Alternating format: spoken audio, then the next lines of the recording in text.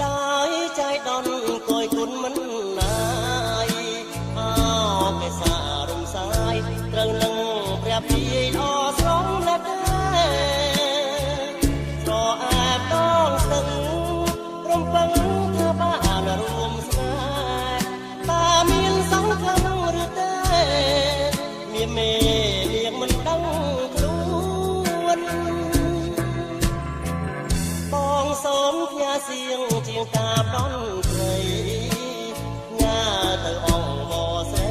តាមខ្សែព្រះពីជួយប្រាប់ដល់សួន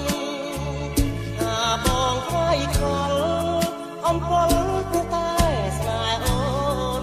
សូមព្រះលោកជួយបន្ទន់ចិត្តអូនឲ្យមេត្តាបងស្ទឹងស្នេហាគង់គៀខ្លាឃើញបាបដីអត់ទឹងសងចិត្តពិសីប្រណីដូចទឹកថ្លាយងសូមអូនសងដងចិត្តស្មងដែលបងខំក្រងថាទឹកជូនកែវតងក្រងកំពូលហារតីញ៉ាស្នាតាមទឹកជូនពើប្រលឹងអោកុលាបដងស្ទឹងស្នេហាចាថាប្រាំងក្តីទឹកហូរមិនហត់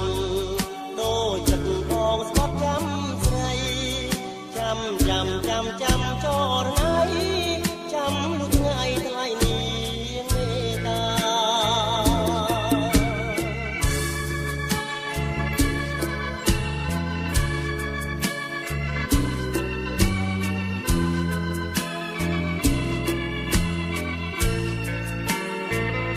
ស្ទឹងស្នេហាគង់គៀខ្លាឃើញបាបដីអត់ទឹងសងចិត្តពិសីប្រណី